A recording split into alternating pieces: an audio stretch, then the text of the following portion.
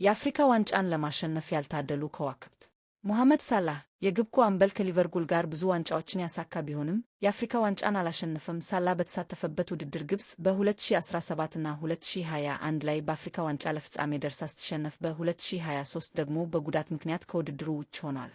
ዲዲየር ድሮግባ የቀድሞ የአይቨሪ ኮስት አምበል ከቼልሲ ጋር በትልልቅ የፍጻሜ ጨዋታዎች ላይ ግብ ከማስቆጠሩ በተጨማሪ በርካታ ስኬቶችን ተጎናጽፏል። ነገር ግን በአፍሪካ ዋንጫ ከሀገሩ ጋር አንድም ጊዜ መንገስ አልቻለም። አይቨሪ ኮስት በ2006 እና 2012 የፍጻሜ ጨዋታዎችን ስትሸነፍ ድሮግባ ወሳኝ የመለያ ምቶችን ሳይጠቀም መቅረቱ ይታወሳል።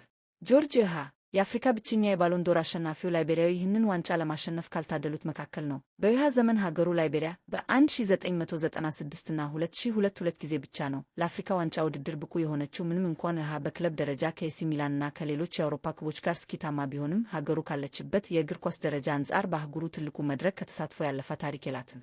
ንዋንኮ ካኑ ናይጄሪያዊ ኮብ ከአያክስ፣ አምስተርዳም፣ ኢንተር ሚላን እና አርሰናል ጋር እጅግ የተሳኩ ዓመታትን አሳልፏል። በ1996 ከናይጄሪያ ጋር የኦሎምፒክ ወርቅ ቢያሸንፍም የአፍሪካ ዋንጫ ለመሳም አልታደለም። ምዕራብ አፍሪካዊቷ ሀገር በ2000 የአፍሪካ ዋንጫ የፍጻሜ ጨዋታ በመለያ ምት ስትሸነፍ ካኑ መለያ ምቶችን ከሳቱ ተጫዋቾች መካከል ነበር።